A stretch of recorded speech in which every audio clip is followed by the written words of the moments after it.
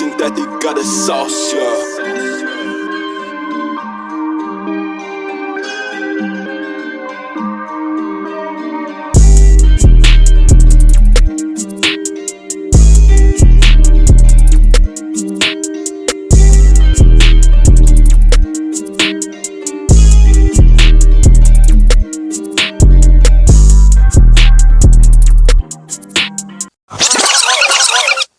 Bitch, I'm broke. What the fuck? I went to my job today and I was like, I need a max contract. Y'all want me to keep working here? I need 6 years, 600 million. Yep. Y'all know who it is. It's fucking the boy Mike and my boy Q. We back with a bonus episode. Hell yeah. We ain't talked about sports in a minute. Yeah, man. We it's been a minute since we, really spent some time on sports. A lot has happened over the summer, so I figured it would be a great episode to just catch up on all things sports related, so y'all know what that means. And now it's time for sports.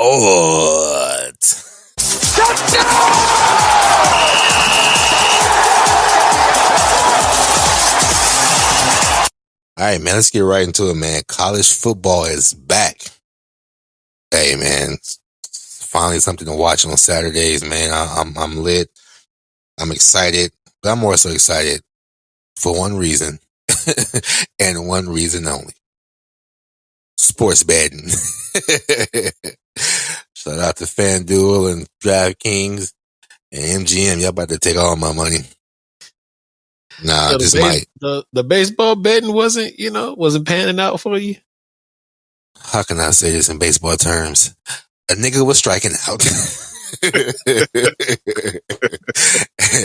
Ain't no home runs, bitch. Ain't no grand slams. No goddamn nothing. Nah, baseball was my thing. The homie Coop tried to teach me a few things on just instead of trying to play the wins, he was trying to teach me how to play like the innings and shit like that, and I'll show you my shit. I get, 10 parlays. I get 9 of them. And then that nigga hit over or under and just fucked me all up. So I'm over it. Football is more my speed, man. You know what I'm saying? So with college football and the NFL, my odds gotta be a lot better.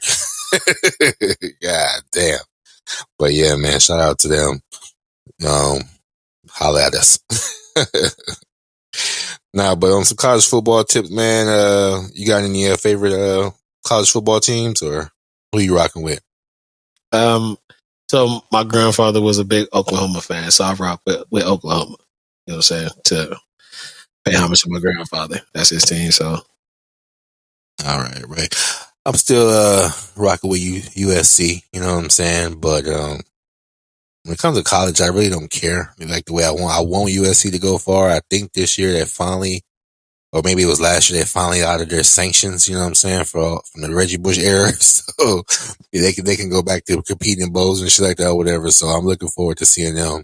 Hopefully they can get far this year, get one of these bowl games and all that. But for the most part, I just like watching college football just because it's a lot more exciting sometimes in the NFL, you know what I mean? And shit, you get damn near 40 games a weekend, so it's gonna be a lot of football soon. I can't wait, you know what I mean? But not to go much into it, but they did release the top 25, but I'm gonna just round off the top 6.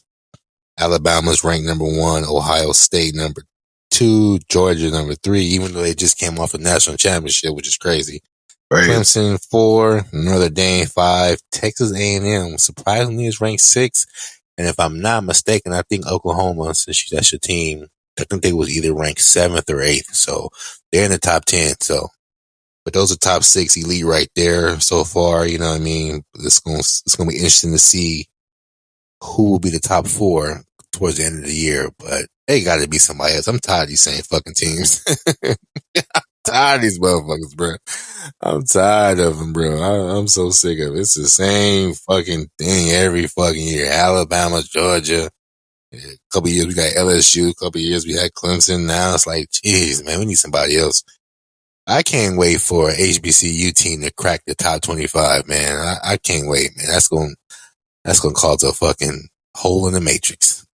You think so? You think HBCU will crack the 25 this year? I don't know if it'll be this year, but it'll definitely be within this year or next year for sure. Right. I mean, we all rooting for Jackson State, low key. With Deion Sanders' team. It's like, I think as a whole, everybody wants Jackson State to do good. You know what I mean? And that'd be dope if they can get in the top 25. But, it depends on who they play, preseason, or should I say, what is it, outer conference? You know what I'm saying? Like who they play besides the people in their conference, because that plays a part in who gets in the top 25. So we shall see, man. But shout out to Deion and putting that spotlight on Jackson State, man. But I know there's some other schools out there, man, that's probably itching for an opportunity too, man. So I just want some different faces in this fucking, college football this year. So I'm rooting for all HBCUs this year too. I don't blame you. But outside of that, I mean, there's not much else to speak on as far as college football is concerned. So let's keep it pushing. But however, we will keep you guys informed throughout the season, how certain teams are doing, see who's going to be in that top percentile at the end of the season. But now let's get into it. The NBA. First things first. RIP to Bill Russell. RIP. What is he still labeled most winning player of all time? 11 rings? Yep, 11 rings. 2-time national championship with the University of San Francisco. He also was a civil rights activist, you know what I'm saying? And he was definitely, more than an athlete. You know what I mean? He was definitely a figure in the black community, you know what I mean, during that time and after, you know what I mean? Everybody paid homage to him, and, it's unfortunate. No one mentioned how he passed, but I mean, shit, he was up in age, so he may have, hopefully he went peacefully. But, he did leave an impact on the NBA. Shit, he was one of the first, black men in the NBA, so he was a pioneer for real, man, playing for the Boston Celtics. He was a player and he was a coach at one point, you know what I mean? So salute, man, rest in peace, man. May his legacy live on, man. They did name the NBA trophy after him. So it's no longer what was it before? I don't remember, but now it's the Bill Russell trophy, so he definitely was a legend. So salute to him, man. Man, you know how I am when we get to talking about KD, and there's a lot of shit swirling around with KD that we haven't had a chance to talk about. So let's talk about it. Well, I'll tell you what didn't happen. Nigga ain't brush his hair. Nigga had a do-rag on some ways. He would have got traded, see? You know what I'm saying? Nigga look trustworthy with a haircut. Without a haircut, bro, we ain't sending you nowhere. I'm like, he's requesting for a trade, talking about going to Phoenix or to the Heat. Then I want to say there was like Laker talk, maybe Golden State Warrior talk. It's like, bro, is that this what this cat do? This is why y'all say he the top. He nice, but he ain't one of my favorites, and this is one of the reasons why. Shit get tough, you want to start running to another team. Right. It's like, come on, man.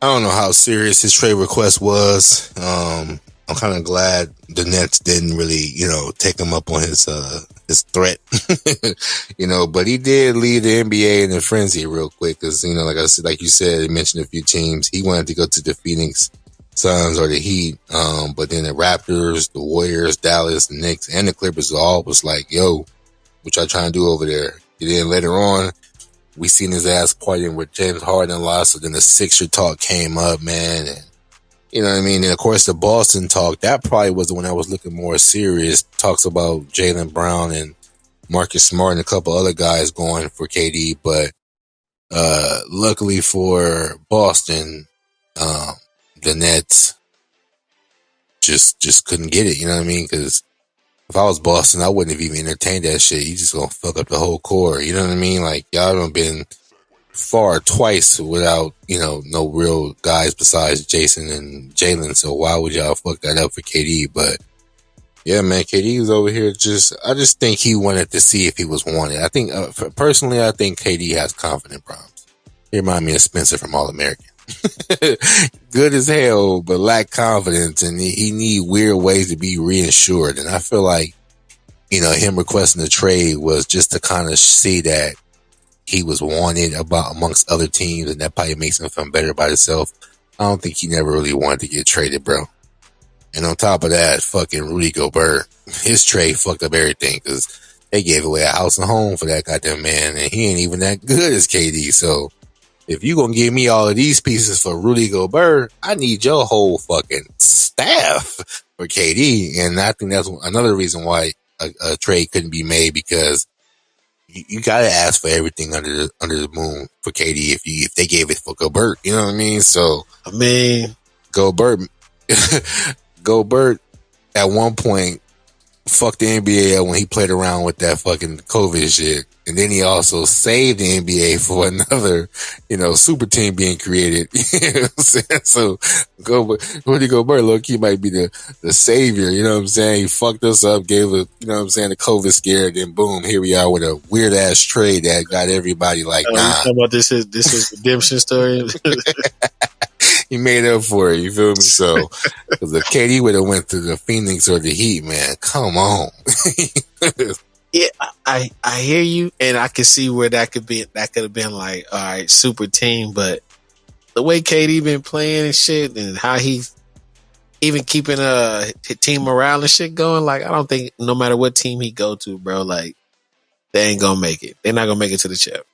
Nah, with Phoenix and he would have, because KD, he just want to play basketball. He don't want to do nothing else. He don't want to be a leader. He don't want to be nothing else. That's why he fits so well in with the Warriors, because Steph was the face, Draymond was the vocal one, Clay was the other one, and then KD can just slither in and do his thing while those guys do everything they do, and that's why it works so well, versus when he went to, obviously, with Oklahoma and then obviously with Brooklyn, when he's a sole leader, obviously he can't get it done, you know what I mean? But with the Phoenix Suns, Chris Paul, Devin Booker, he could blend right on in. Or if he go to Miami with a guy like Jimmy Butler and all that shit, or even back to the Sixers with Harden and Embiid, like, he could blend in with those type of players where it's not all on him.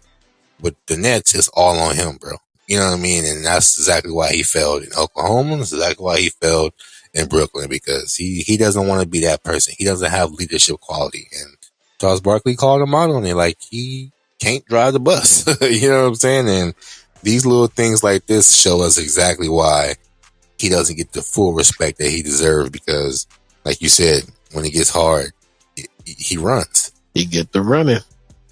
Run, brother, run. I'm out. I mean, for real though, how crazy you gotta be to go to the owner and say, look, it's you gotta fire the GM and the coach, or get rid of me. Like, bruh. How about you win with the Nets first and then make those type of demands? You know what I'm saying? Like, if you would have won a ring with the Nets, then now you can put your nuts on the table, bro. But you ain't even got them past the second round of the first round of playoffs. You got swept, bro. You ain't in a position to be making no demands. You know what I'm saying? But if I was a Sean Marks, I would be like, nigga, I would leave you the haircut.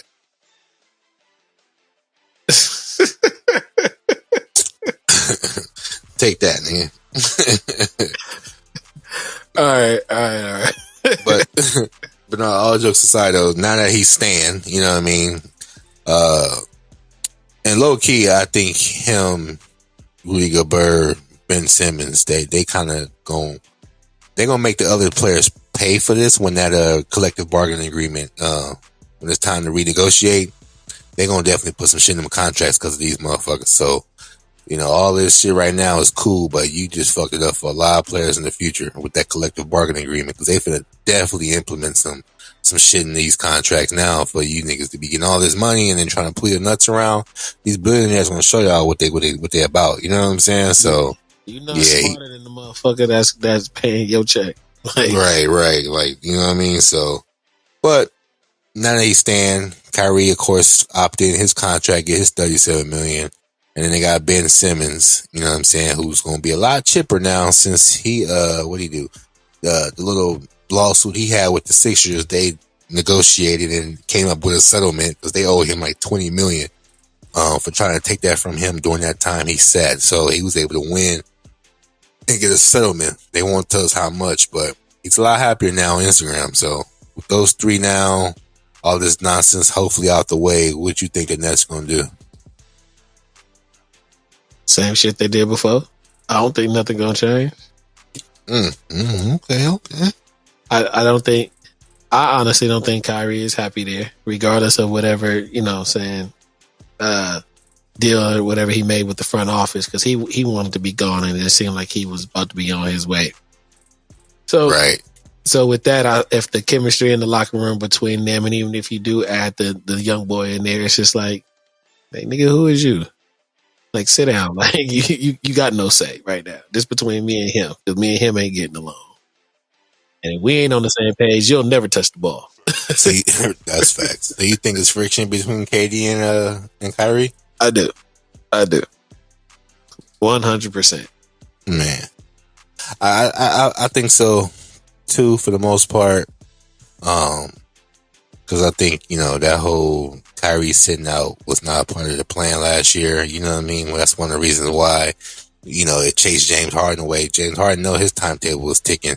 And I just wasted a whole year coming over here when you motherfuckers you're not even here half the fucking time. So I think that wasn't a part of the plan. So low key, I think KD didn't like that. You know what I'm saying? But I also think the I Am Athlete, how Kyrie was praising LeBron and how he wished he would have made things right, kind of also rubbed KD the wrong way too. You know what I'm saying? Because, it's that talks of what we could have done, you know what I mean? Like, and then he kind of left it open, which has sparked all of this conversation about him being traded to Lakers, because Kyrie kind of left it open like he'd be open to going back. And then that just started a whole bunch of shit. So I feel like Kevin was like, before that nigga leave, I'm about to leave. You know what I'm saying? So, but obviously it didn't work out, but it's crazy, man.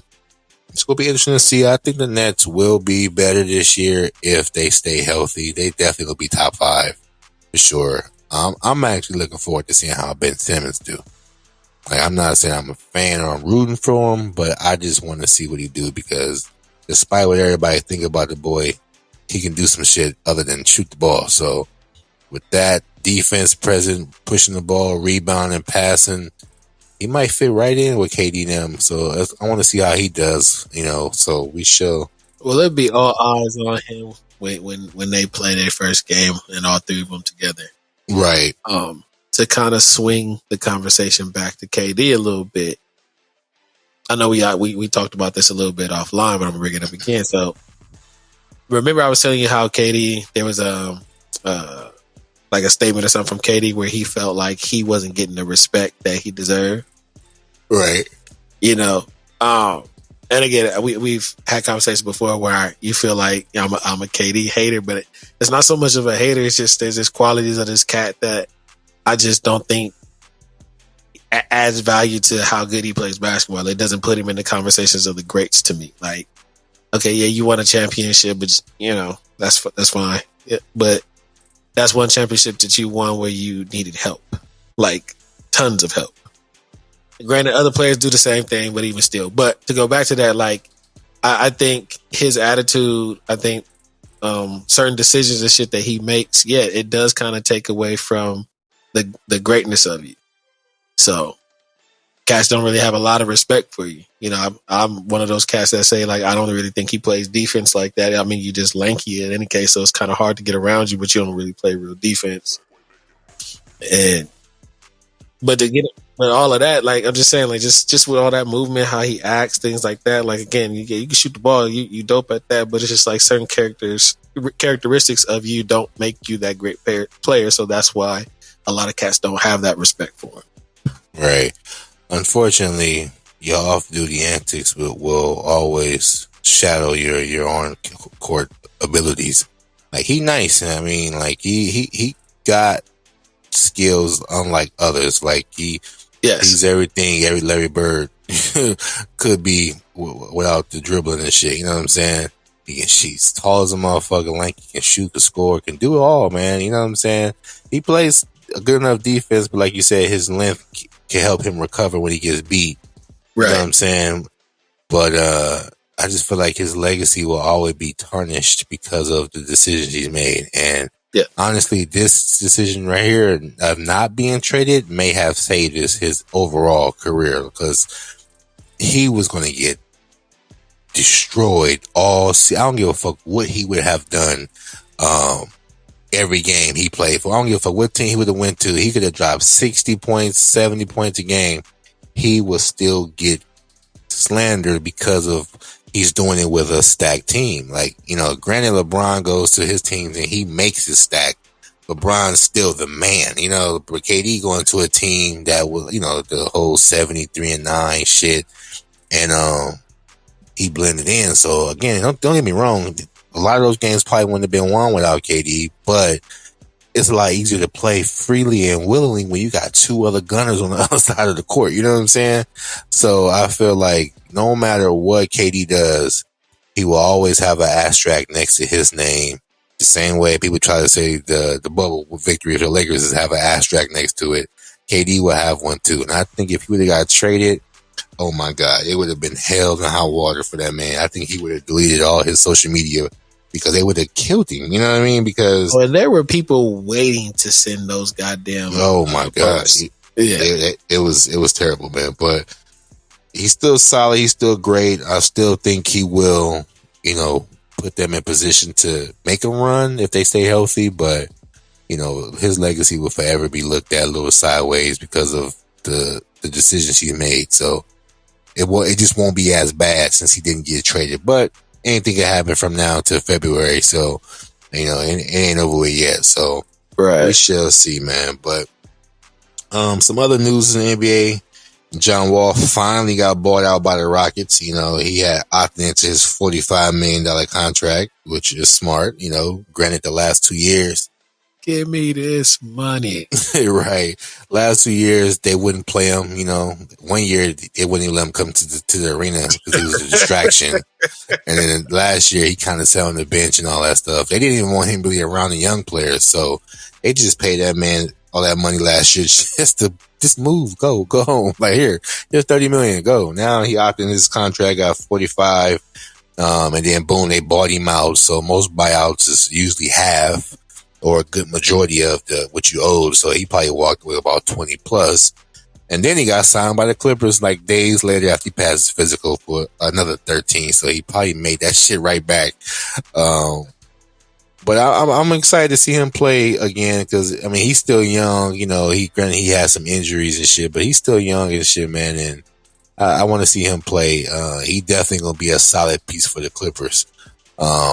Even though that's the enemies, but I think I want to see him prevail, you know. But yeah, that was a good one for the Clippers because he definitely going to give them at least 12 to 13 points a game. Easy, if not more. You know what I'm saying? So yeah, if not more. I just want to see how Reggie Jackson adapt to it because what Reggie was doing, he going to be pretty much doing. So we going to see. I'm rooting for Wall, man. So I don't know if you saw his little story post about how he almost committed suicide. I heard about it, but I didn't watch it. Yeah, man. He was going through dark times. He said moms had passed. Grandma, I think, had COVID or some shit. He had got injured twice back to back. You know what I mean? He was going through it, man. So he said he contemplated offing himself, but didn't. So he got a story. You know what I mean? And the one thing I know about the NBA, they love storylines. So they might make this one a good one for John Wall. So look, I want to see how he does, man. But salute to him. I'll make a 2K storyline out of it. You know what I'm saying? So Russell Westbrook opted out. Opted in for his $47 million with the Lakers. How you feel about that? Can't blame him. You owe me 47. I want my 47. Y'all niggas gonna bash me all year. Y'all gonna put me in all these trade talks. Y'all gonna do all this negative stuff. That's what I think. All that going on. Yeah, go ahead, give me my money real quick. I earned that. I got that contract when I was on top of my game. So whatever happens at the end of my game, oh well. But at the top, I got 200 plus now, and I'm on the last part of it. It's 47. I need all that. I don't think Russ stupid, and I don't think he got like stupid people on his team. So, Well, actually, he did, because he actually fired his previous agent that he had with his whole career. He fired him, and signed somebody else.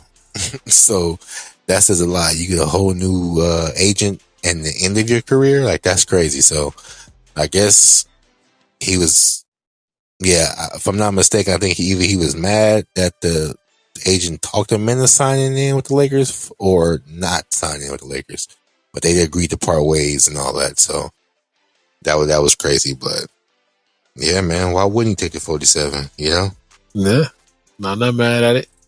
You think Russ, Braun, and AD? You think they talking? They getting they playing together and all that? No. All right. I think maybe in the beginning they may have, but LeBron knows how to maneuver through this type of stuff. He goes through this every fucking year. He know how to get away from these things. They was all buddy smoking cigars, drinking wine in the backyard, to being at the summer league game and not even speaking to each other. So it's weird. It's a weird dynamic. It's safe to say that LeBron wants Russell out. And I think it's going to happen. You know what I'm saying? I don't know who we're going to get, but I think it's going to happen. I'm praying we get, some quality players, but I don't think it's going to work, bro. Like, he doesn't want to commit to being a role player or commit to accepting less of a role. He still think he's a superstar that he was years ago, and that's not the same no more. And if he ain't learned by now, nigga, when you go to LeBron's team, I don't give a fuck who you are. You have to take a back seat. You know what I mean? And I don't think Russ can swallow that right now. So it's going to be hard for him. I believe it. So I know Braun may not want him. I kind of agree with you on that. But it seemed like Coach Ham is like, nah, we got plans for Russ. We standing by Russ. We believe in Russ. We gonna see. I go to a job interview. I'm gonna tell you everything when I hear it too, nigga. I'm not finna come on as a new coach with this type of team, with this type of spotlight, and be like, yeah, we gotta get Russ out of here. I'm gonna say what sounds right, just in case we have to keep this nigga. I want my rapport with him to be good. Like, hey, look, they were trying to trade you, but I was saying, so give me my respect. You know what I'm saying? Like, I get it's smart. You know what I mean? Like, why would I go and just jump on the bandwagon when in reality, I know I probably can't use him how I want to. I just got to get him to trust me. Right. And if we don't trade this motherfucker and we stuck with him all year, everybody and the coaches against me, it's going to be hard to get that man to adapt. You know what I'm saying? So Ham was like, fuck it. I'm going to just say the opposite of what everybody else saying.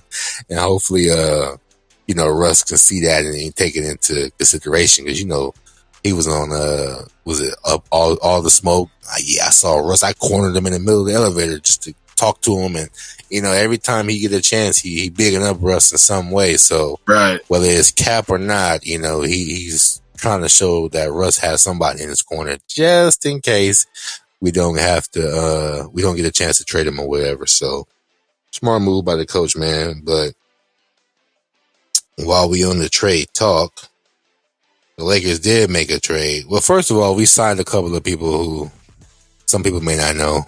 Like, I think Lenny Walker from the Spurs, we signed him. We had this one center from last year, the year before last. I forgot his name, but we signed him back again after we traded him to the Kings. We signed him. Then we got the Puerto Rican splash. His name was Jose something from the Warriors. He was a little Spanish, black and Mexican kid or whatever.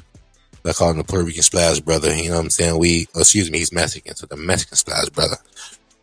We got him. So, and then we just traded THT and Stanley Johnson for yo boy, the human chihuahua, Pat Beverly. What you think about that? Man, I'm not happy with it, bro. You know? I'm not happy with it at all. Like, and don't get me wrong, I like Patrick Beverly, I do, but I just don't think that was the right or smart move for the Lakers. I just Why don't. is that? Because we could have got better quality, or we could have kept when we had better quality. We could have kept it if we was gonna fuck around and make a trade like this. Especially for THT, because so many teams who had better players than Patrick wanted THT, and we was like, nah, this gonna be our future. And we get that nigga away for the pit bull, and it's like, wait, what the fuck? You know what I mean? And we still got Russ. Now I wouldn't be like so against it if Russ was gone already, but we still have Russ yet, man. Ain't no telling we're gonna trade him. And knowing these niggas' history, like I don't see. I get it, but I don't get it. You know what I'm saying? I think I don't know. Some people say maybe this is a ploy to try to get Russ to accept a buyout. You know what I'm saying? But I don't know, bro. I don't know why would you trade for Patrick Beverly when his arch nemesis is on the team as well. I'm Crazy talking about Goku and Vegeta. Shit. I don't know who that is. Are you the only nigga that's never watched Dragon Ball Z? That is correct. So what do you think? All right. So what Pat and Russ, what do you think have to be done for these two to coexist? Gonna have to do some type of like team intervention with them two. You know what I'm saying? Like, I honestly, I think Russ is too much of a hothead, and Pat Beverly is a mental assassin when it comes to that. Like, he know how to get under your skin, and even though being on the same team, it won't mean shit to these two. So just do what Ray Allen and Rondo did back in the day when they had that altercation. They gloved it up and got in the ring and caught their fade, and afterwards they went on to win a championship. You a betting man? Who your money on? Patrick, cause like you bite.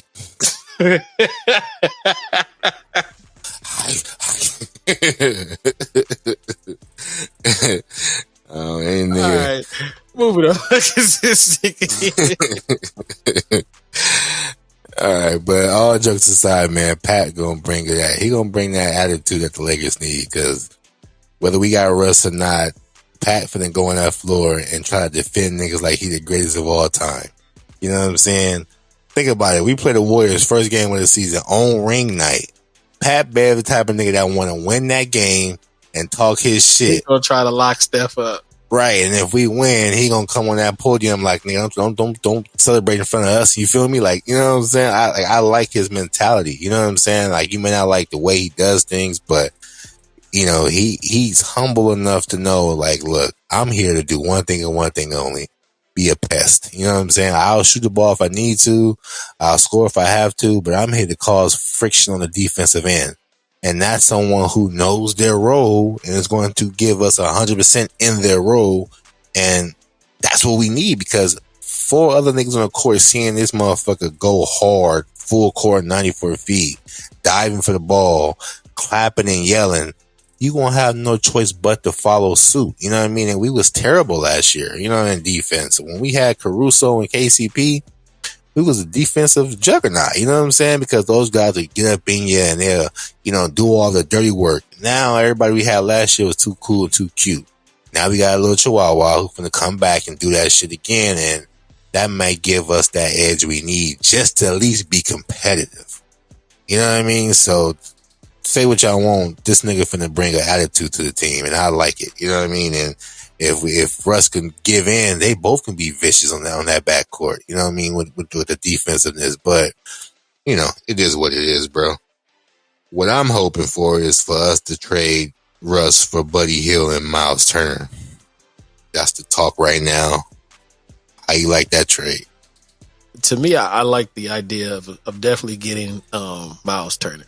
We definitely need more big man presence, so I'll be up for that trade to get rid of Russ. And then, you know, Buddy's a 3-point shooter. He's a scorer, so I think he'd be a good fit. Right. We need somebody who can slash and play on the wing. You know what I'm saying? And when LeBron and AD kick it, you know, we got somebody who we know at least can shoot the ball with confidence, unlike Russ. I mean, I just feel like the reason why, in my opinion, the Lakers want to keep one of those drafts, because I feel like it's LeBron related. I feel like, I don't know what year it might be when Bronny entered the league, but if it's 27, you know what I mean, that might be the only chance the Lakers have of keeping LeBron by, you know, keeping that pick. You know what I'm saying? So it's already what? No, actually, he'll be in the league by then. So maybe not. Take that back. So, but maybe for Bruce, what's his name? Bryce.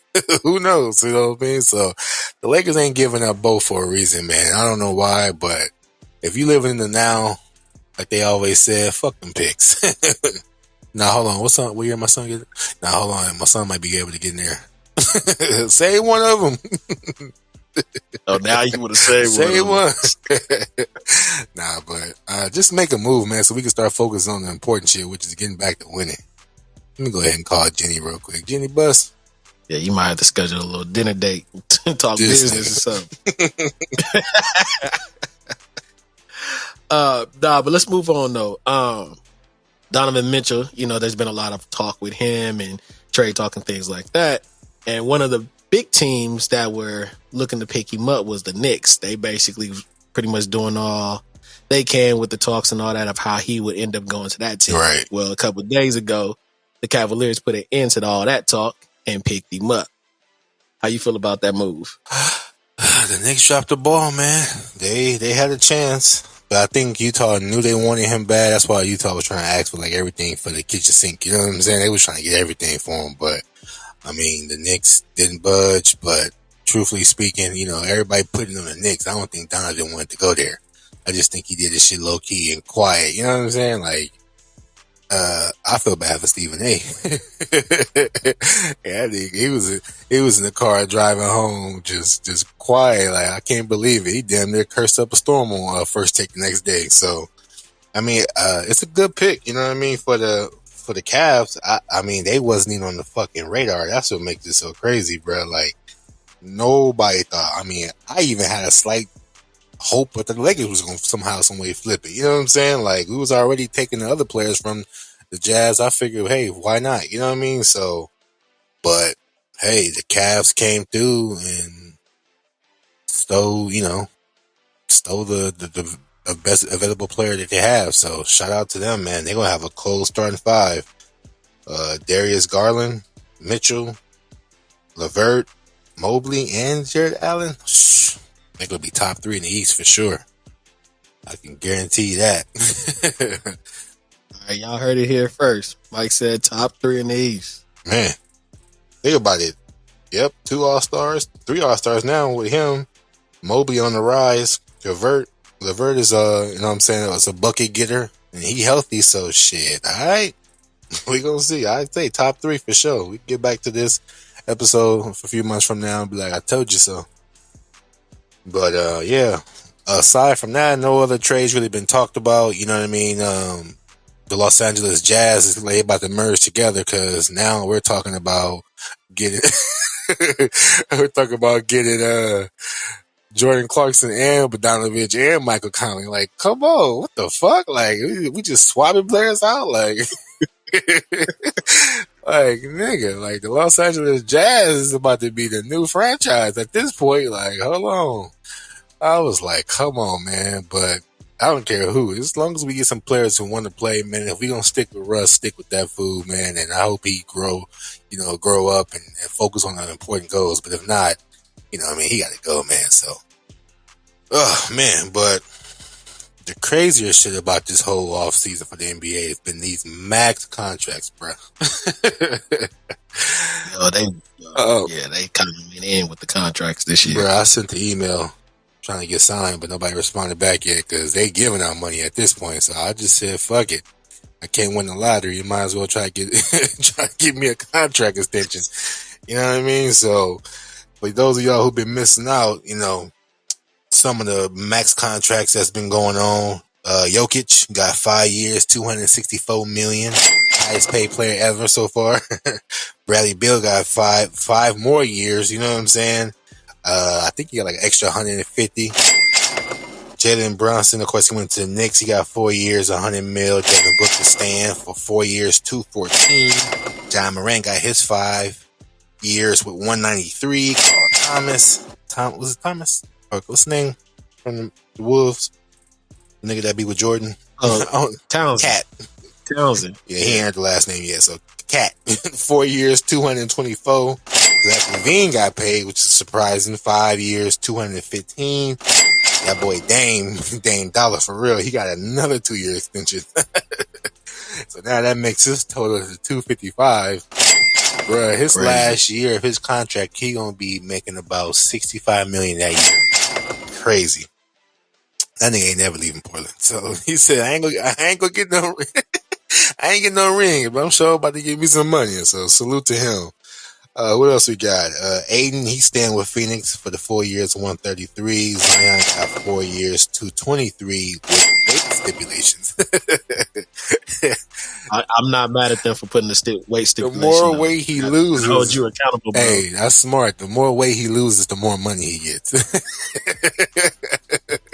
That is crazy. I promise you, if I was living like that, bro, I'll be at my goal weight, which is 215, because ain't no way in hell I'm about to be gaining no weight when I can get up to 200 plus million. So New Orleans ain't playing with that. Running the last two down that I can recall, LeBron, he signed to him for an extra 2 years, 97. Plus he gets 44 for this year. So that puts him at I think over 500 plus in his career as far as earnings. And then RJ just got a deal, 4 years, 120 million. So salute to him. He's the last one out of his draft class to really get a big extension, but that's because Utah didn't want him. So the Knicks said, "Fuck it, we gotta keep him. We gotta pay him." You know what I'm saying? So salute to all these man. I didn't get one.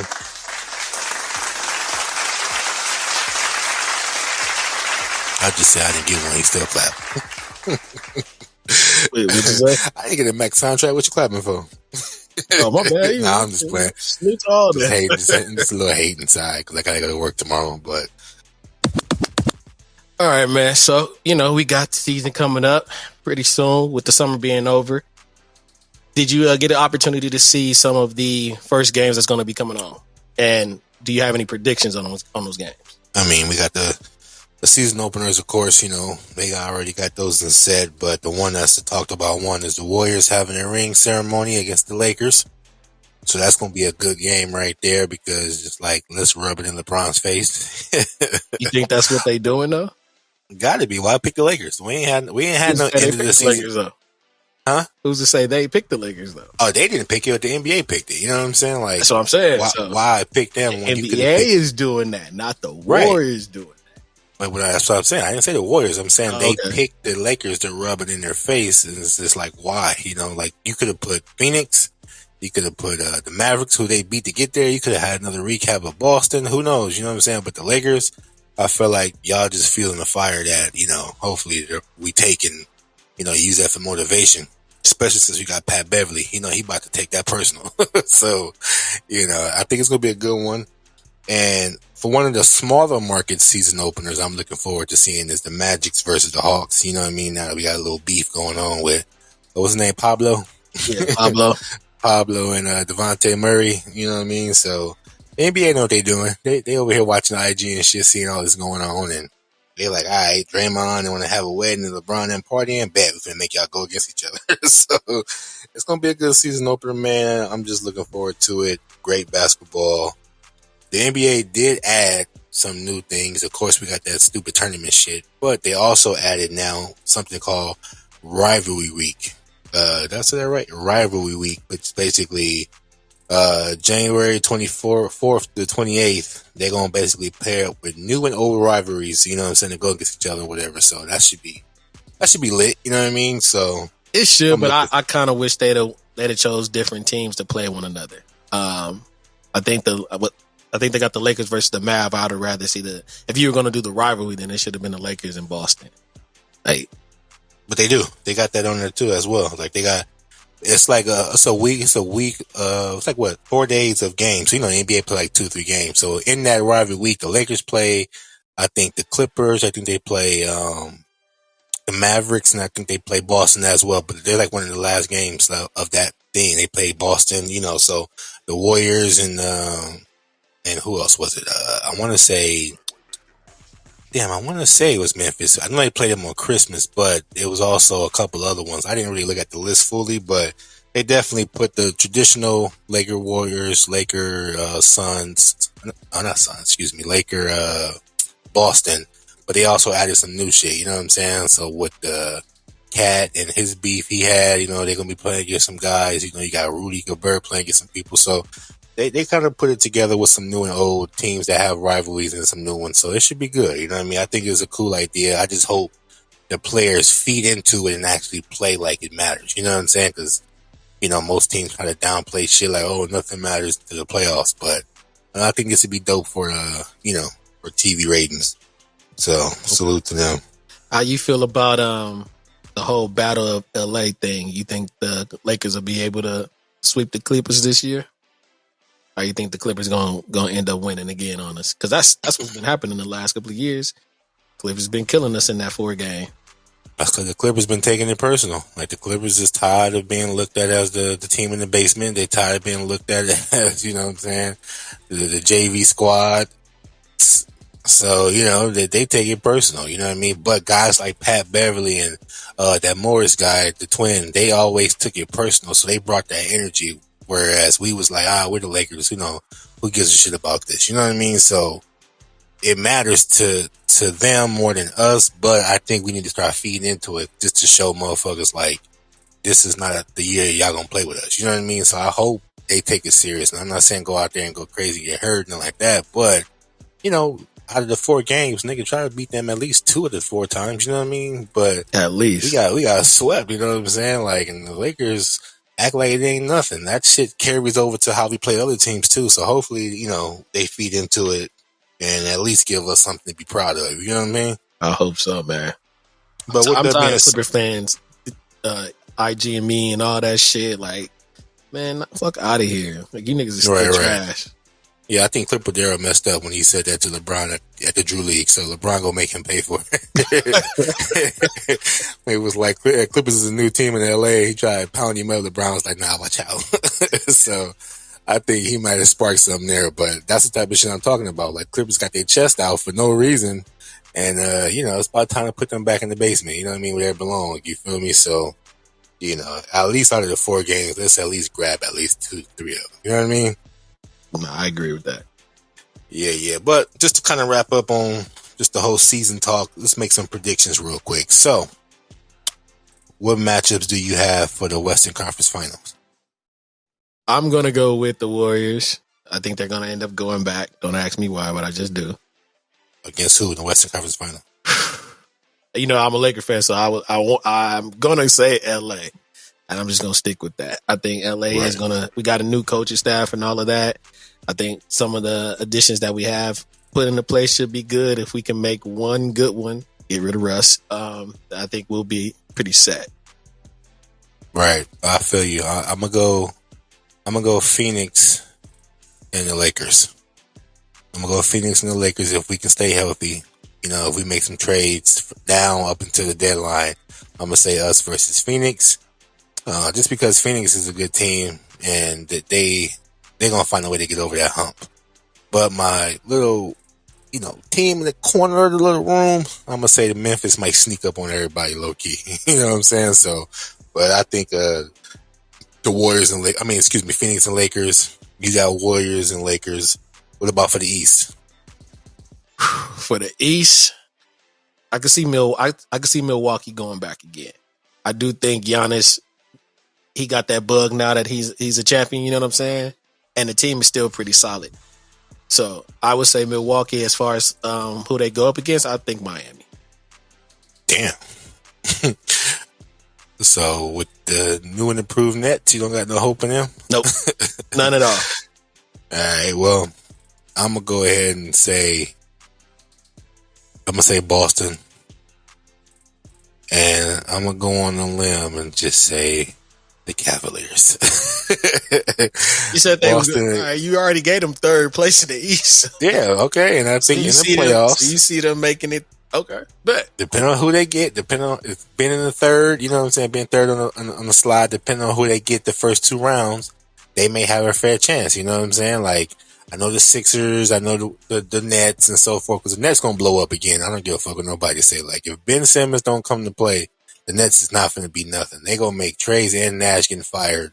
So I don't have faith in them to complete the whole season as a full team. So young, athletic, hungry players. I mean, those guys gonna be a sleeper, bro. That's like another good version of the fucking of Boston. Young players, athletic, all bought into their coach's philosophy versus players who think they're better than the coaches. You know what I'm saying? Like, it's a different mentality. The Boston's shown that if you follow the coach, your coach will lead you in the right direction, and y'all play with y'all, pure skill and athleticism, and go out there and play some hard D.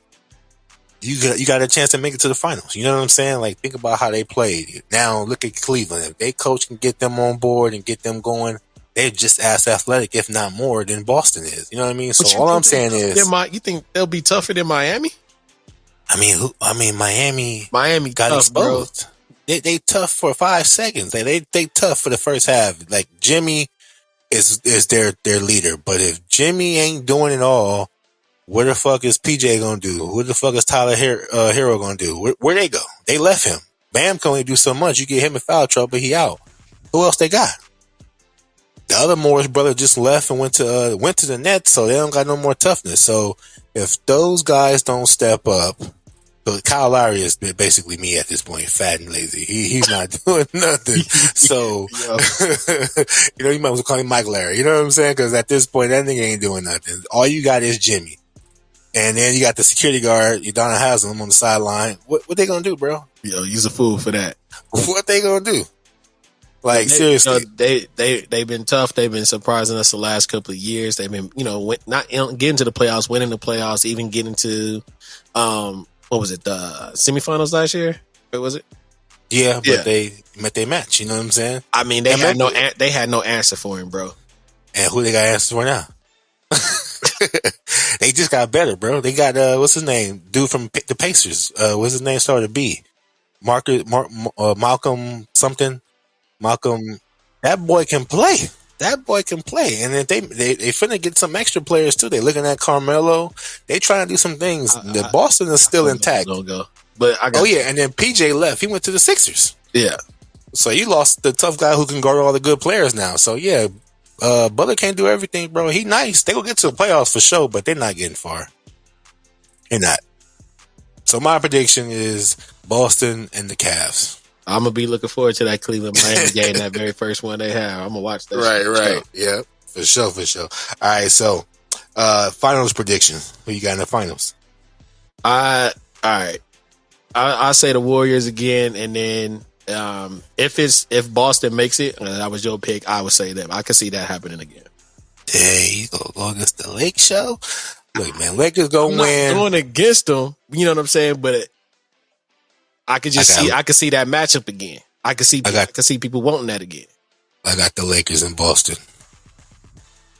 You trying to bring back the rivalry. I mean, the NBA set up a whole little rivalry week on purpose. It's the theme this year, rivalries. I mean, Boston has grown over the past few years, bro. They've been itching each year closer and closer. They've basically been, for a couple of rounds of playoffs. Then that one year they went to the Eastern Conference when they played against LeBron, of course. Then the year before that, you know what I'm saying? The last year they got to the finals. Like, they've been making moves each year. So I think they got it figured out. They may have some turmoil with Jaylen Brown if, he's still butthurt about almost getting traded. But all in all, I think they are the more experienced team now. You know what I'm saying? As far as a team as a whole, they've gotten better. The East, yeah, I agree. Yeah, they got better each year. They are still the same unit. The guys are stepping up. They know their parts, and the coach can actually coach. So I just feel like they're not, granted no injuries, they're not going to go away that easy. And I just feel like with the youth in them and the experience that they have as a unit, that they're going to be hard to beat. You know what I'm saying? So I'm going to give it to them. And of course the Lakers, I just feel like this is the year LeBron, I think this is probably going to be his actual, if he can get to the finals, this going to be his best championship. It's going to be better than his 3-1. You know what I'm saying? Like, it's going to be better than that 3-1 comeback year. Like, this is going to be his year. So Lakers in Boston in the finals, and I got the Lakers winning in 7. All right. So I'll say this: if your sleeper team, if the young team Memphis, if they can knock out Golden State, then I would agree with that whole prediction. Because I think Memphis will be the one that could put Golden State out. Right. And if we lucky, they might see them like second round, third round. You know what I'm saying? Knock them out for us. You get them out the way. You feel me? So, but yeah, that's my predictions for the year, for the finals. And I think the Lakers will win it all. I'm just gonna be biased. Would you put your money on it? You know I am. All right, say less. FanDuel, holla at me.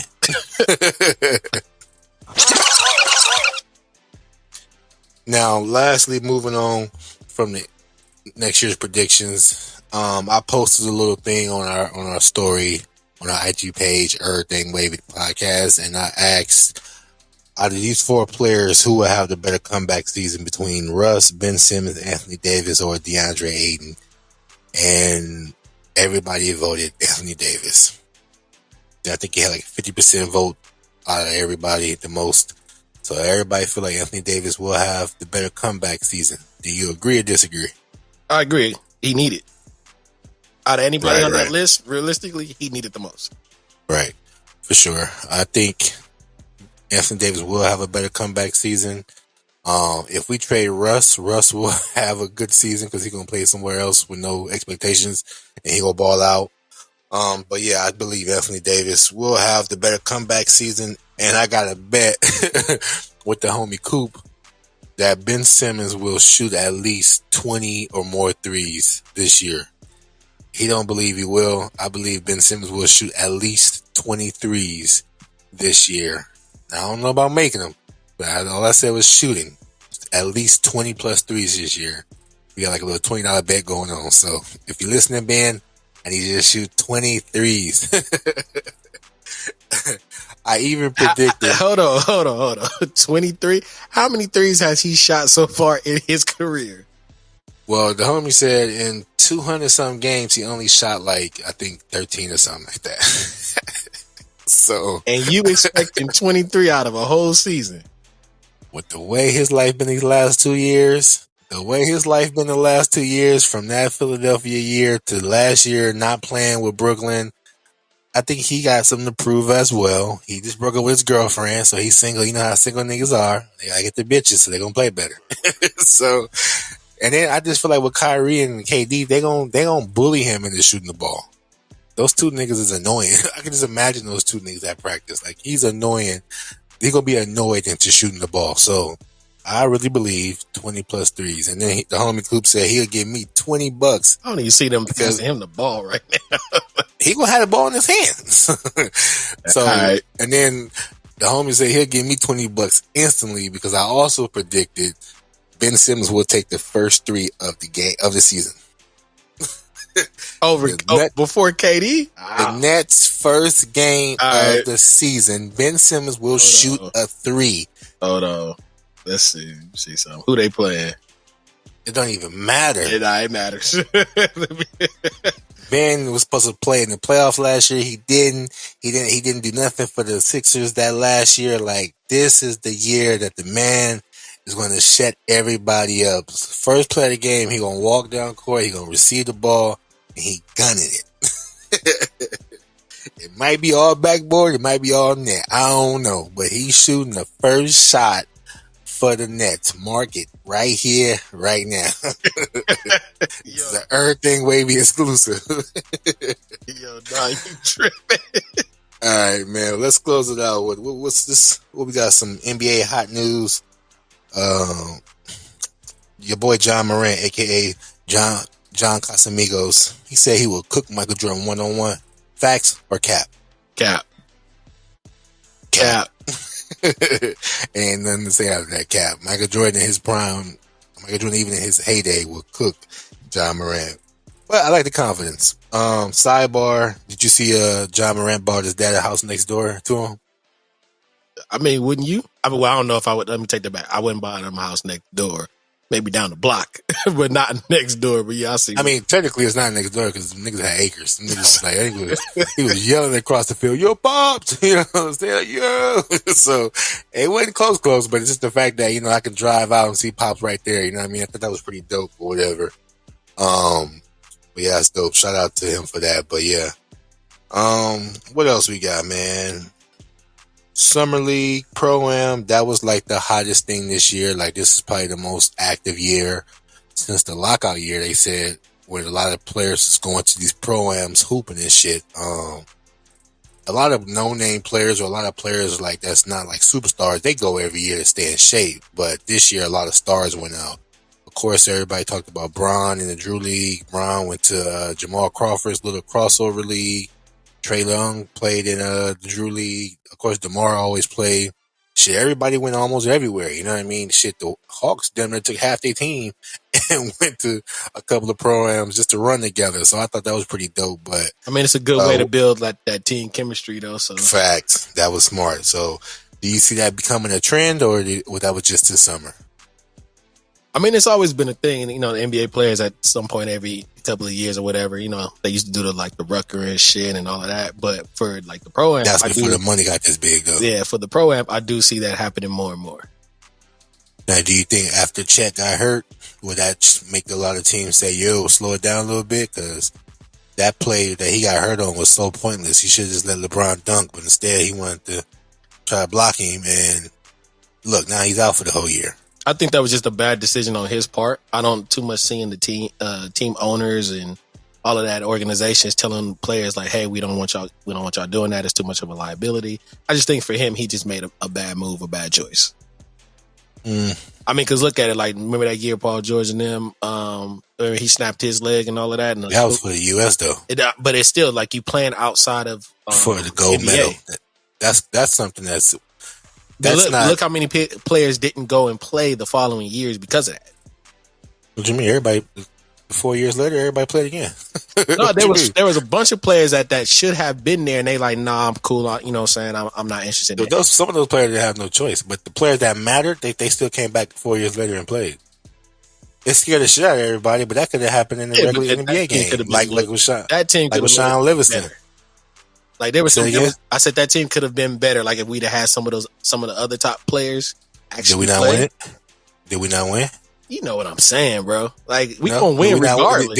Did we? Nah, actually didn't. We lost a couple times. I mean, at one time, so we had a whole little redeem team. So we lost before. We ain't always win. Yeah, but losing before and losing consistently is two different things. Like I've lost once. Lost is lost, nigga. Before that, we never lost.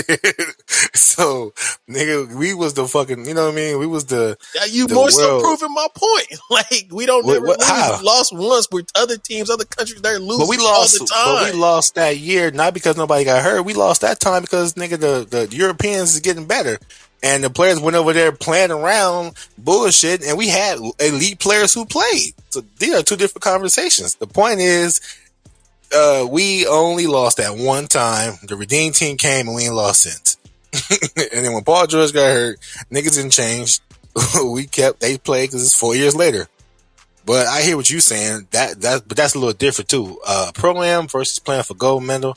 It's different. And it's a Nike thing too. You know what I'm saying? Like it's a contract in there somewhere. I don't know.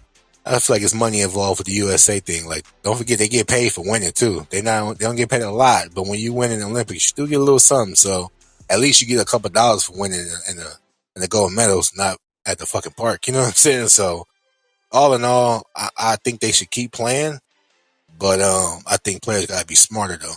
You know what I'm saying? Because that was stupid on his part.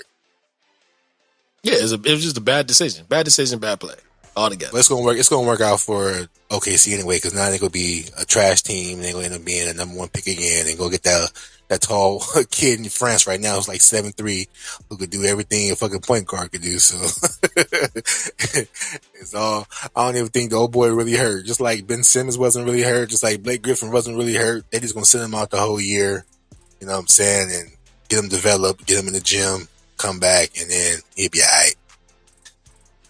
All right, man. Ladies, if any of y'all listening, NBA 2K23 is on the horizon. If you don't want your man to cheat, get that NBA 2K3. You know what I mean? And let your man have fun. Leave him alone. Make him some popcorn, give him some drinks, and let that man enjoy his 2K. It's the only time you can get your man to be faithful from October to December. So get that game and get out the way.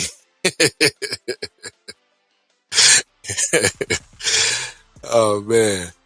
What else we Don't got, get the man? game because you love him. Get the game so the nigga don't go on cheat. Is what this nigga said. Hey, my career is more important than pussy.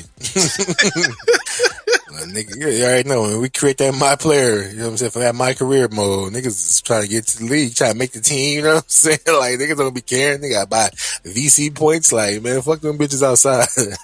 My player only 71. Yo, Like, you know what I mean? Like, niggas take 2K to the heart, you know what I mean? So, yeah, ladies, this is the perfect time to sit his ass down.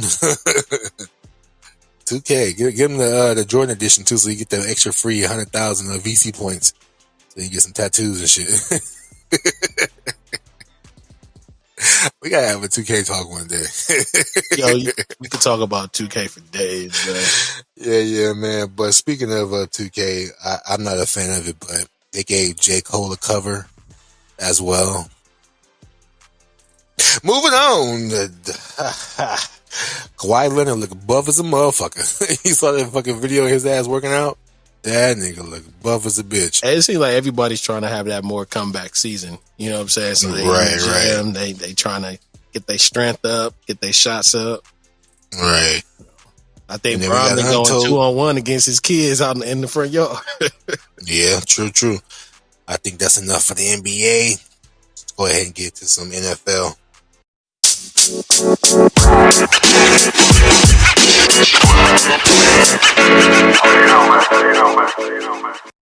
All right, y'all. So let's get into some football. But before we dive into that, bro, can we agree that the Cowboys is going to be trash this year? Trash.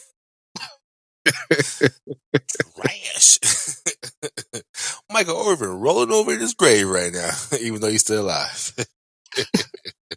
Yeah, man. Let's continue to come together as a nation.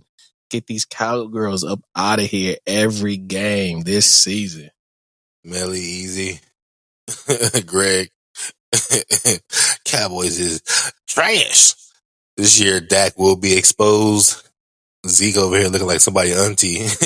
You know what I mean? Rocking that purse and shit with his belly button out. So I don't think Cowboys got it this year, boy. This is not their year.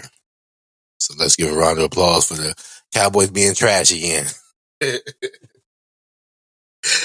Nah, but football's back, man. You know what I mean? It's here Thursday. You know, by the time I listen to this, the day or two after the season officially start, you know what I mean? So let's go ahead and get the rep in your teams now. We can't be pulling no wishy-washy shit, last minute team jumping, you know what I mean? So just let y'all niggas know now, Mike Wavey, aka Philadelphia Eagles. Rep your team, nigga. Who you got? You already know what it is. Niner gang over here. 14-2 this season. I'm calling it. I'm sorry. 15-2. Excuse me. 15-2. Well, shit, we talking shit. I'm gonna go ahead and say 14-3. You know, get a little humble. You know, we might give one game away to the Cowboys. You know what I'm saying? But other than that, So you just go give one to the Cowboys after.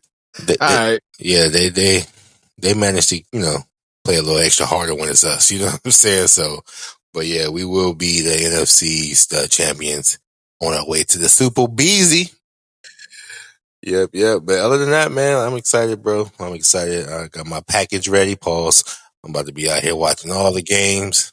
You know what I'm saying? So it's gonna be a good year, man. Exciting. So it's gonna be lit, man. Who y'all playing game one? The Lions. So you know that's an easy W. Starting off 1-0 on they dog asses. What about y'all? We got the Bears. So you already know. That's an easy win, too. The little Cubs. Yeah, that's what's up. I think we'll be up on them by a touchdown, though. I think we'll beat them by 7. No, we beat them by 21. We're going to send a statement early. Let everybody know. I'm calling it now. I even told FanDuel. We started the season off 5-0, nigga. I'm calling it now. 5-0. Yep, man. You see our team, bro? Looking marvelous right now, boy. Shout out to Howie. He did his thing this offseason, boy. The last time we did this good in the offseason was 2018. And guess what happened that year? We won the bowl. All right, nigga. I hear you. Nah, but what else we got going on? So, fantasy football. A lot of people I know at work, friends and family, they all in the whole fantasy football thing. Have you ever done it? Not yet. Okay. So that means we're going to have to set it up. Yeah, we're gonna start our first ever fantasy football league. You know, we're gonna keep it small and simple with a few homies, and let's see how it goes. And then from there, shit, we'll have it next year, and we'll add more people to it. So I'm actually excited about starting it. I ain't never done it. I did a couple YouTube videos. It's way simpler than I thought it was, but I just hope everybody who's in the league stay on top of it. You know what I mean? So it's You lit. thought it was complicated? It seemed like it did, but There are some I see, and just the way that they set their fantasy season up, it do look complicated. Right. But the way the world is now, apps and shit, you just press a button here, do this, do that. Yep. So, But no, it's gonna be dope. It's gonna be a lot of shit talking. Right. Yeah. I think about should we do a little cash prize? Everybody put a dub in, you know what I'm saying, and may the victor get the little money, you know what I'm saying, or something like that. Then maybe down the line we get like a championship belt in the future. These motherfuckers be taking this shit serious, bro. So I'm excited to see how it turn out, though. So if y'all playing any football leagues, y'all want us to join, you know what I'm saying, tap in, let us know. We'll join, you know what I'm saying. We still amateurs, but fuck it. We'll hop in real quick, you know. So that's what's up, man. I'm in it for the shit talking, so yeah, let us know. Yeah. So what else we got on the docket, bruh? Oh, we got to talk about contracts. We talked about contracts with the NBA. We got to talk about contracts with the NFL. Okay. So with your boy, Kyle Murray, 5 years, $230 million, 160 guaranteed. Oh, bro. Man. Cool game. It's funny, too, because they try to add stipulations in his contract like Zion, where they try to make him watch at least 4 hours of film a week.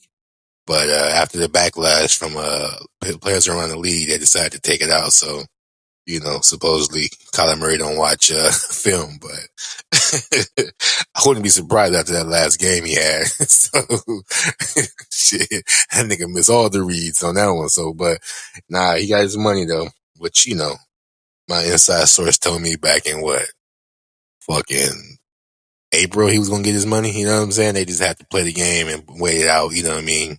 So shout out to him, man.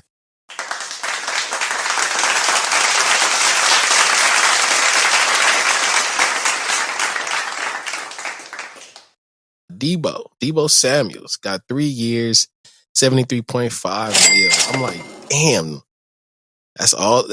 We could have gave him more. Definitely give him more down the line for real. Like if he's still an impact for us winning, gotta pay him more. If y'all don't run him into the ground, I give it about 2 years, and afterwards he'll be an Eagle. We'll pay him. We'll take care. First off, we take care of ours. Don't do that. Cap, y'all. Nobody running him into the ground. Knock it off. Y'all only take care of Jimmy. I honestly think he got that payment because you know more than I do about your team, but just on the outside looking in, I honestly feel he got that amount because he's only going to play wide receiver this year. I feel like if they was going to use him like they did last year, which is everything, including the janitor, then he would have got more money. But, one of his complaints was he only wanted to be a wide receiver. So I think he got wide receiver money, even though it's still cheap. But I think if he would have agreed to just be that universal player he was showed last year, he would have got him a good 150 easy. But who knows? That's just my speculation. I could be wrong. So, I mean, I don't think he wants to be labeled as a wide receiver, running back type. He want to just be labeled as a receiver. Right. But if them plays work, nigga, they gonna run them. Mm-hmm. I mean, shit, it got y'all almost to the fucking bowl. You know what I'm saying? So why not run it back? But that's all right. We got you, Debo. You know what I'm saying? Be patient, playboy. We'll come get you. Just like we did AJ Brown. We made a trade for AJ Brown, then boom, we gave him 4 years, 110 with the Eagles immediately.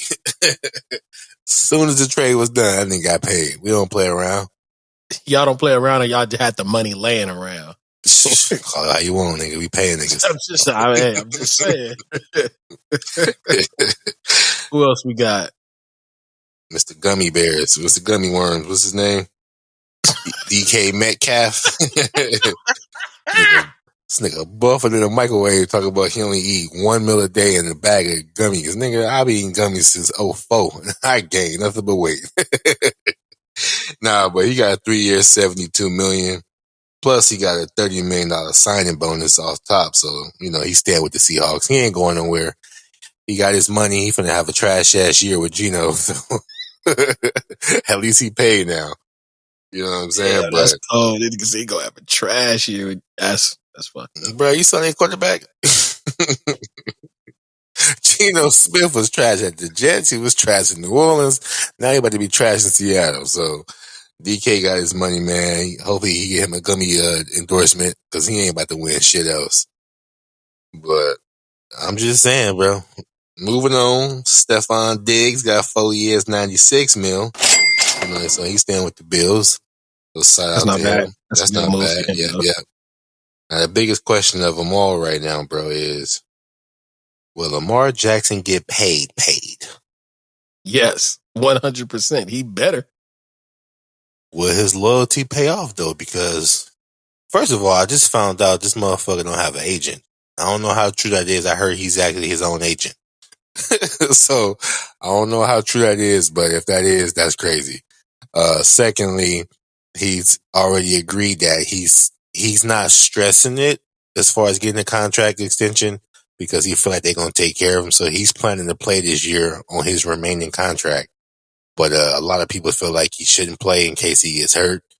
But he's been too loyal in my opinion. I feel like, if anybody learned anything from Isaiah Thomas, nigga, get paid when you can, because the moment you can't, they're going to turn their back on you. You know what I mean? So God forbid anything happen to Lamar this season. But my question to you is, what do you think he deserved when you look at Patrick Mahomes getting $500 million? When you look at Deshaun Watson, aka Touch, got 230 guaranteed. Then you look at guys like Aaron Rodgers who get a little bit of something. Do you think Lamar is a $200 million man? I do. I think he's worth the 200 mil. Long term. You know what I'm saying? Granted, he ain't won a bowl yet, but he did get an MVP. You know what I'm saying? Very young. You know what I'm saying? He is the Ravens for all we know. So I don't think he'll get $500 million like fucking Mahomes because he didn't win a Super Bowl. Nah. But 230 like Watson, I think that's possible. They gave him 230 with stain on his name. You know what I'm saying? Lamar don't got no stain on his name. He ain't got no trouble on and off the field. He's been professional his whole career so far. I think he deserves $2 million, 230 plus guaranteed. But it's gonna be interesting to see what he get though. So shout out to him, man, and hopefully they take care of his ass, bro. They should. He is the team for them right now. He is getting shit done every night. So right. And while we talk about another nigga that's doing good on and off the field, Mr. Russell Wilson, aka Mr. New Denver Bronco, just got an extension. 5 years, $245. And he's damn near 32? You know what I'm saying? He's almost 8 years younger than Lamar. And they just gave him $245 with $165 guaranteed, bro. Crazy. So, money's getting given out here, boy. So I just hope Lamar get paid. I hope Deshaun don't get no more massage therapists. And I hope Future don't make no diss tracks for Russell Wilson. You know what I mean? Because everybody making money over here. But yeah, that's it, man. Salute to those guys, man. It's going to be interesting to see how this year turn out, man. What else we got? All right.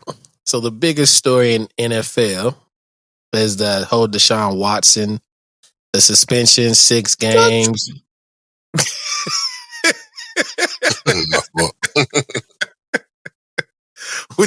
What you feel about that, man? Since she got the little side notes in the back, what you feel about that? What's your thoughts? I personally feel like, well, from the outside, I feel like he ain't done it wrong. I feel like he ain't get charged with no type of, charges. You know what I mean? They all was dropped. It was not enough evidence to proceed. You know what I'm saying? It was all a money play.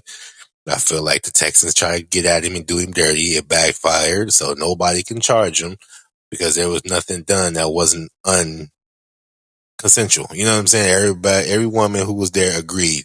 Whether she felt bad afterwards or not. In the moment, she agreed. They agreed. They could have easily left. It's clearly this nigga got a problem because he had 60 plus massages all throughout 2020. Like, bro, you didn't even play, and why you need so many massages? But Right.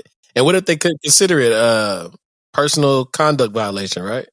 And I feel like that's a dress up just to keep the spectators quiet. Like, just we gotta do something. Technically, he ain't do shit wrong, but fuck bitches. It ain't no different if, excuse me, I don't want to call the massage therapist bitches, but it wouldn't have been no different if he would have fucked 60 IG models.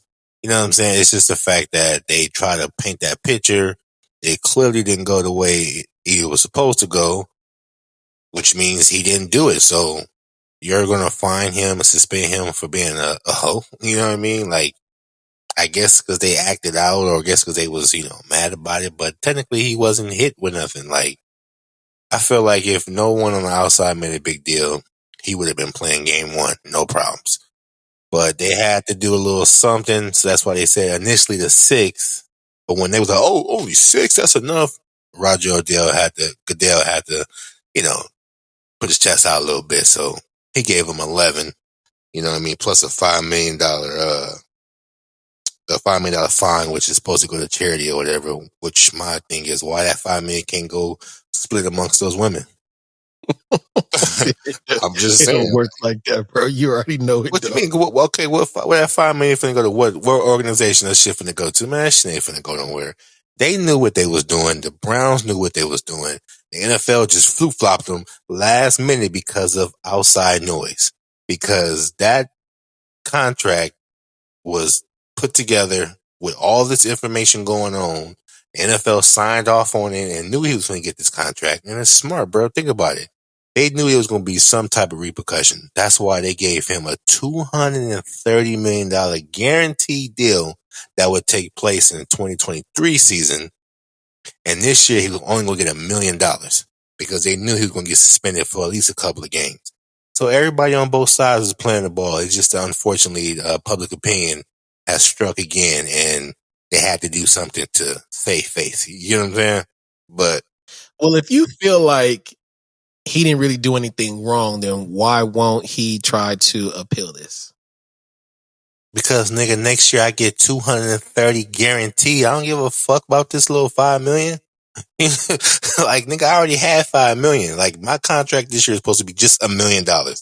I already got money from my last couple of contracts. So me adding 4 of my money in, and then next year I'm about to get 294 of that back. Like, nigga, I'm cool. Like, nigga, I want to play. I want to get this shit under the rug. I got to pay these girls anyway. So let's go ahead and get this shit over with. Let me take it on the chin, because if I fight it and appeal it, guess what happens?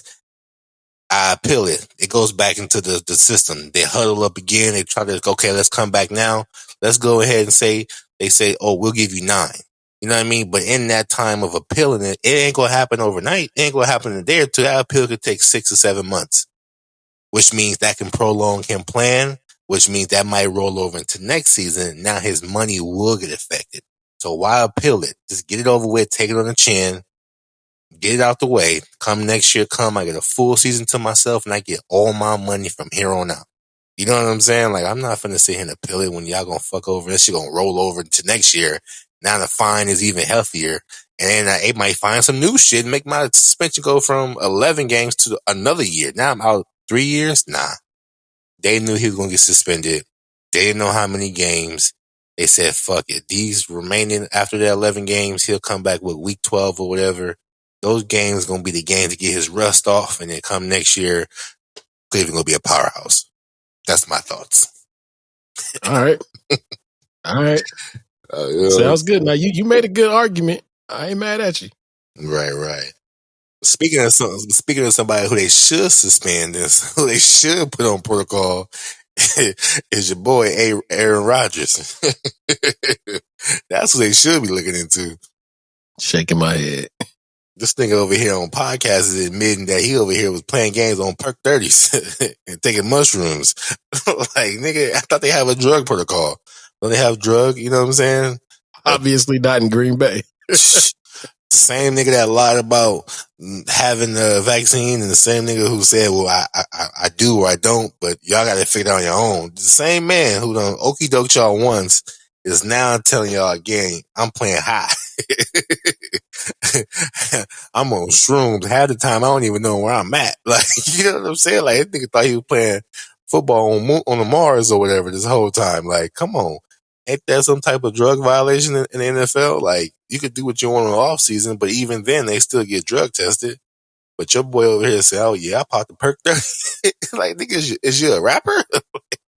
Like, how is that not a couple game suspension or a fine or some shit? He willingly told us. He didn't even get caught doing a drug test. He told us, "Yo, I've been playing some games high as a pistol." Like, what's up with that? I don't know, bro. Man. I mean, do you honestly think like somebody kind of peeped that interview? That interview got sent to the NFL officials and got him drug tested. I'm curious to know. Like, listen, he didn't, because he would have said something about it. Because motherfucking what was that? That nigga Danny Green got a tip jam one game. They got a drug test the next day. The boy who punted the ball for the Bills in the preseason, he punted that bitch almost 80 yards. Got drug tested the next day. Like, when you do something you ain't supposed to be doing that looks not natural, they drug test you. This nigga verbally came out and said, "I be on them things." Like, no drug test? Come on, man. so it literally says that, so for the drug test, okay, the NFL and the NFLPA prohibits players from the legal use or possession or distributing of drugs, including but not limited to cocaine, marijuana, any synthetics, cannabis, all of the, you know what I'm saying, opioids, all of that. So Right. to answer your question, yes, there is a drug policy in place. But is there a drug policy based on color? Moving on. What else we got, Playboy? Because we ain't trying to get canceled. But you know, when it's white, it's all right. Yo. You say I be saying some wild shit. This episode is brought to you by Tequila. All right, so Tampa Bay, Tom Brady and them, do you think there's trouble in paradise over there? Why you think it's trouble? So Brady haven't worked out with the team, missed some practices. You know, that kind of spells like a little bit of trouble, or someone ain't seeing eye to eye. If your main star, you know what I'm saying, the person leading the pack ain't showing up to practice. I mean, one of his quotes was, you know, he said something that insinuated, like, you know, he's older now, something, you know what I mean? So, I don't know. Is old age getting to him? That's what some people are asking. Like, maybe he, need to rest because it's preseason. But sources is also saying it might be trouble at home. What's her name? Griselda? She ain't too happy about this nigga coming back. He said he was going to retire, and then he went back. You thought that was going to be it? Nah, Playboy. We all married. We know how that goes. That nigga ain't been seen for 11 practices. Somebody might put hands on his ass. She might have popped him upside his face or some shit. He got a little scar on his face he can't show. You know what I mean? I don't know. But it's just funny to me that, he can't be normal. Like, he had to be speculation to why. That nigga 44 years old. You know what I'm saying? Like, on his 21st season, 20th season or whatever. Like, what the fuck he need preseason for? But the narrative is, he could be, experiencing some problems with his health, due to his age, or, there's violence going on at the house. I don't know, but I know he's going to be ready game one. That's for facts. He going to beat the Cowboys easy. So, I got money on it. So he'll be all right. I don't think it's so much violence, but I think we talked about this like a couple of episodes ago where it's just like, okay, he was retired, got home, you know what I'm saying? Kids getting on his nerves, wife this and that. And he just like, yo, nah, I can't do this. I'm going to go play one more year. I thought I was ready for retirement, but y'all getting on my goddamn nerves. She said, I bet, nigga, but you ain't playing the preseason. You think that's It's Tom Brady shit. You know, the team ain't gonna be mad without, you know what I mean? Like, nah. But, you know, we'll see, man. I think he just reserving his stuff. He had to be in his little icebox incubator machine so he can, you know, reserve his age and shit. You know what I mean? Like, he just, you know, recharging, getting ready for the season. So it ain't no big deal, but we shall see. Speaking of quarterbacks, this is yours. Yeah, man. So Jimmy and the 49ers, they came to an agreement, a 1-year deal for him to play backup. Highest paid backup at that. Bro, why y'all keeping him? What did he got on the owners? Between him and Dawson Haslam, y'all niggas just got like something with the team, bro. Like, let that man go. Why y'all want Jimmy G so bad? I thought Trey Lance was y'all future. Trey Lance is the future, and they starting with Trey, but I think it's a precaution thing. Like, if something happened with young boy, he get injured or, you know. Well, first of all, I think fair. it's more so they just worried about if he gets injured, I think, honestly. Because other than that, there's not another good backup. No, that's cap because Jimmy ain't a player. First of all, personally, I don't think Jimmy is washed. He is still a starting quarterback.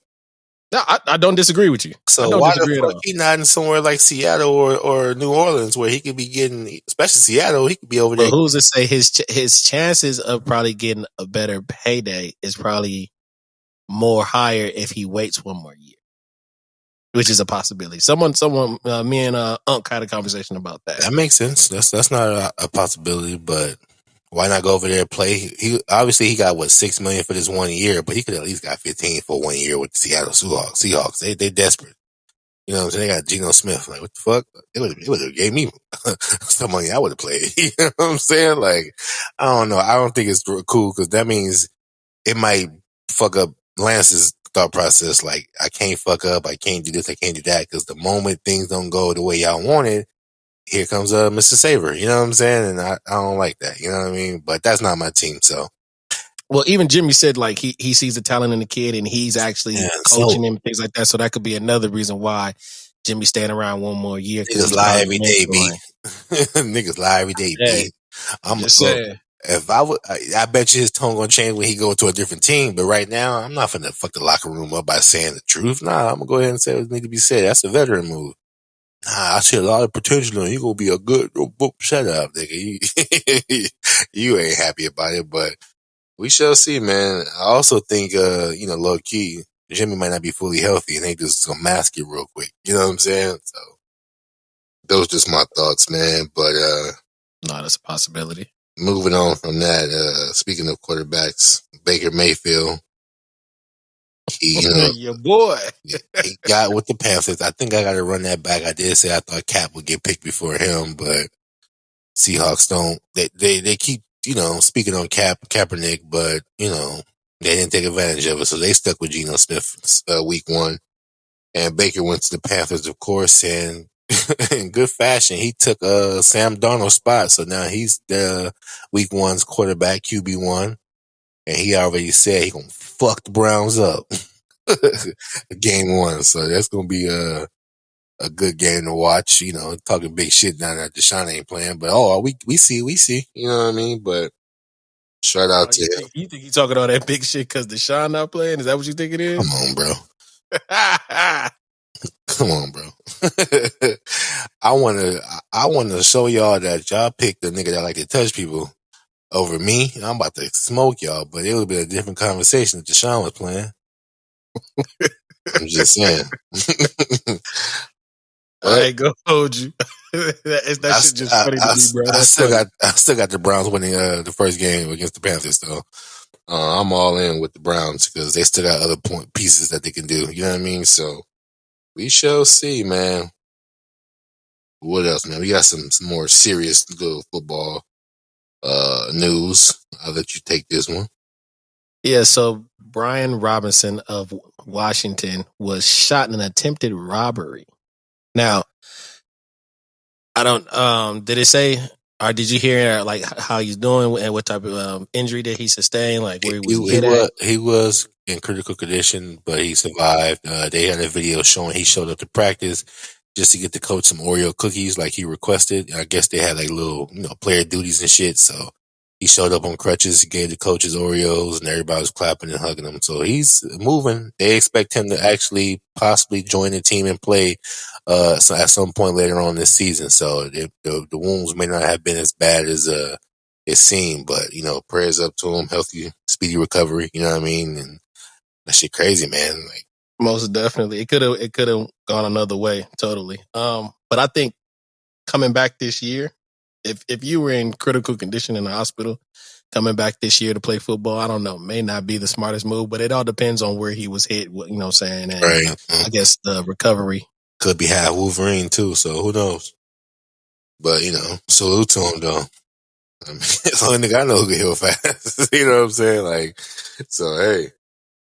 Shit, in other news, man, talk about the rise and fall of a rookie player immediately. Like Bills rookie punter Matt Ariza, he was cut.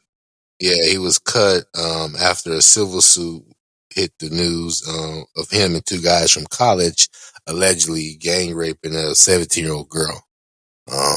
This is not an actual court case from what I've seen. It's more so a civil suit. So you take that how you want to take it. It's fucked up, Now, it's an allegation, or is there facts to this actually happening? I'm not 100% sure, but if it was facts to it, I think they'd be going to trial. But they're in civil case. So that means whoever that young lady is, she's looking to get paid, for her pain and suffering. Same situation like when it comes to like with Deshaun, like granted there was no trial for, there was no proof of doing wrongdoing. They're still suing him and going to get, financial, money for the damages. Well, yeah, they're suing him because he was like, even if he was there, you know what I'm saying? If it was like a party or a club or something, and he was there, there's people that he knew, roommates or something like that. Yeah. Oh yeah, we suing you too. I barely even know the girl. Don't matter. You was there, or you knew the people that she was with. But we know why. Why? I mean, this man. Okay, look, I don't know how true or not true it is. I'm not disregarding the charges or the situation or whatever. But if it's in a civil suit and not a case, like it looks like to some, it looks like a money grab because before he made it to the league. Wouldn't this information have already gotten to the team? Because in the NFL, they do like deep dive on niggas' lives before they draft them. You know what I mean? Because they want to make sure that they got a player who is not, on no BS. You know what I'm saying? Like they do these extensive interviews. They ask like these questions. They learn your background. Shit, I've even heard some NFL teams send the PIs out to follow certain players around to see how they live and how they move before they draft them. So whether that's true or not, that's speculation. But my point is, did the Bills know this is a situation that came about and they decided to say fuck it anyway, or did this come up after his signing of joining the NFL? You know what I mean? Like you got to look at all these avenues of these things these days. Not saying she's lying, not saying he did or didn't. Everything is what it is. But from what I understand, it's a civil suit, so therefore it.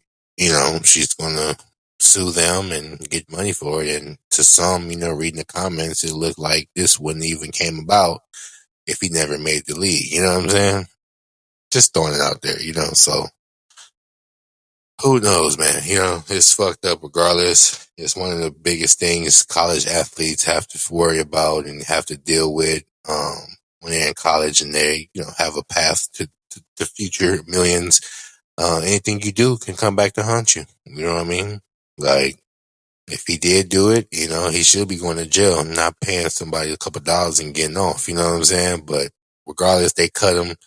He on a rookie contract, so he probably didn't get no money guaranteed anyway. But, I feel like if that shit really was, a big deal, he should have been arrested and did done time. He shouldn't even got this far in the league if it was something that was, hidden or under the covers or out there blatantly. He should have been, in jail already for it, but I didn't look too much into the case, so I'm not gonna put too much more thought in it. But I just go off comments and what I've seen and what I've heard. So, you know, but yeah, Well, let's go ahead and keep it pushing and get back to the NFL talk. Super Bowl predictions. Do you have any right now, or is it too soon for you? shh, nigga, the Eagles is going to win. September 5th, 11 p.m. Philadelphia Eagles will be the 2022-23 champions. Who they going up against? Mark it. I'm gonna be nice and I'm gonna go ahead and say the Denver Broncos.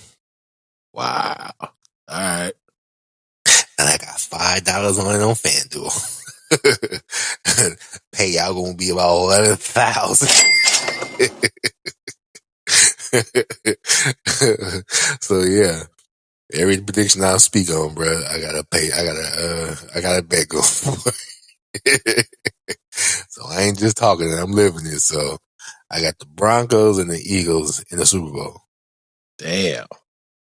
I ain't mad at you though. You're supposed to feel like your team going. I got my team going, but Yeah, I know. Lakers, you don't believe in the Lakers either, so you got that's not what I see. yes, you did. You said you got the Warriors. There are some teams. Okay, I gotta go jump back to NBA real quick. There are some teams we know when the Lakers play them, bro, and it's like some type of like negative energy holding them back or something. It's like they don't have the fight to beat certain teams, so that's annoying to me. But those are certain players that we have that just don't put their all in. If we can get rid of those players, We got rid of them, baby. We got Patrick Beverly. What you mean? oh my god, you know how. All right, going back. All right, my predictions, like I said, I feel like my team definitely going to the Super Bowl. Who they going to go up against, or who I would like to see them go up against, honestly? The Eagles, so y'all can come out here to Arizona because the Super Bowl won't be out here. You know what I'm saying? And we lit, baby. You know what I'm saying? You know, Uncle Chris come crash at the house. You know what I'm saying? And we gonna go to the game. I live about 8 minutes from the stadium, playboy. You know what I'm saying? We Gucci. So look, I ain't even gonna hold you. That would be dope if both our teams got to the Super Bowl and we went. Oh, nigga. But, Yeah, I looked at the tickets a couple of weeks ago. It was about 7,000. say less. You got it. I got it. Yeah, ain't that? Yeah, I got it after we get these motherfucking endorsements. Nah, but let's get it. So, Eagles Super Bowl champion. We called it. You know, congrats already. Hey, no. We didn't call nothing. He called that. Let's be clear. I got the trifecta. You know what I'm saying? I got the trifecta. I got the Lakers winning. I got the Dodgers winning. And I got the Eagles winning. Dodgers, I got them winning too. Facts. We'll talk about that. And I got Alabama winning as well.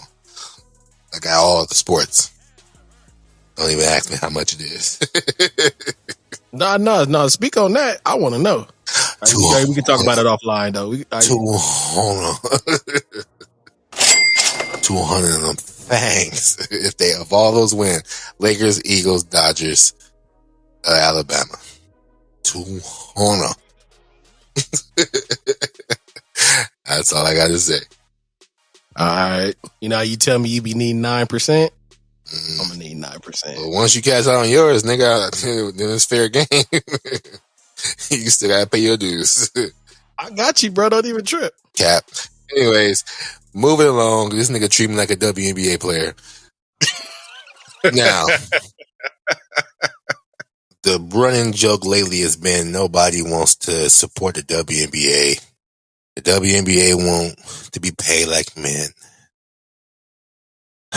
Why not? Why not pay them? I mean, granted, yes, they're not NBA caliber when it comes to like the views, TVs. I'm not doing this with you. What you mean? Because you just named two of the most important components. Views. Okay, you got to admit their view count is higher now than it was when they first started. Allegedly, because you don't got the numbers for that. So you think they went from 6 people to 7 people they deserve? Yeah, crazy. Did you watch the game yesterday? No, I didn't catch the game yesterday. Exactly. Did you see who hit the game when the buzzer beater? Not even, you didn't even see the highlight, nigga. That tells you that you didn't even see a clipped of these women playing their best basketball. Allegedly, because we didn't see it. So yeah, stop it. We're not doing this. We're not finna get canceled. We ain't finna WNBA shade. Now hold on. Now, they're not saying that they should be getting paid the same amount. Yes, they are. They're not saying the same amount. They're just saying they should be getting paid more. They're just asking for more. And on top of the more money, they want a little bit more respect. They're athletes too. I get what they asking for. Athlete is a strong word. All right. They are basketball players, not athletes. Don't do that. All right. We ain't getting no WNBA support because of you. You about to set me up. Look, man. The jokes is it's a dude. I don't remember his IG name, but he goes around offering people some weird items or WNBA tickets, and everybody pick the weird items. For example, spam. This can of spam or WNBA tickets, and people have been taking the can of spam, which is so fucked up. You know what I mean? So that just shows you right there. And you see these women who are going to these games, planning these games, and they're almost on an NBA type of schedule when it's like back to back, or in the playoffs right now. The game is like every other day type of shit, and they're stuck taking regular airline flights, like regular people, to their games, versus the NBA have private planes. You know what I'm saying? Even college they don't have private planes, but they have like a private access to like a plane from Delta or American or whatever the case may be. But these WNBA women are playing pro ball during the playoffs, and they're yet sitting in fucking Terminal 4, with the rest of the civilians waiting to go to their next game, which is not fair. You know what I mean? So they're not getting the respect they deserve. And some of us know why, and some of us you don't understand why. Now they should be making millions, though. Don't get me wrong. They should be making millions. They should at least all of them should at least be making 1 million. But it's the reason why they don't. Let's not play it. Everything can't be equal because ain't nobody doing the 360 windmill, ain't nobody dunking, ain't nobody shooting threes from half court like that, ain't nobody doing the things that the men do. So don't compare them. They play good basketball. They got good things. Some chicks in the WNBA can dunk. Some of them be doing some cold moves. Some of them put up buckets, but unfortunately, they don't get the proper backing. So until the WNBA decides to back them up, you can't expect the fans to. You know what I mean? Because on top of that, the NBA had to go through a trial run too. Remember back in the 80s and the late 70s, they wasn't even respected. I mean, they had to earn that. You know what I'm saying? It took them some time to get to where they are today. So the WNBA gonna have to pay their dues at some point too. You know what I mean? And I have a suggestion. What's your suggestion? Women college players should not have to play all 4 years. They should be able to leave when they're ready, just like men. Because you got these young, athletic, hungry girls that's in college right now and have to stick around and wait 4 years before they come into the league. And that's like Paige, play for Connecticut. She is already box office, bro. Why is she not playing in WNBA? She played last year. Get her out of there. She should be playing in WNBA right now. There's another other girl that plays who's real nice. You know what I'm saying? Get her out of there. Get them in there now, sooner than later. That way you can get them while they have this fan base.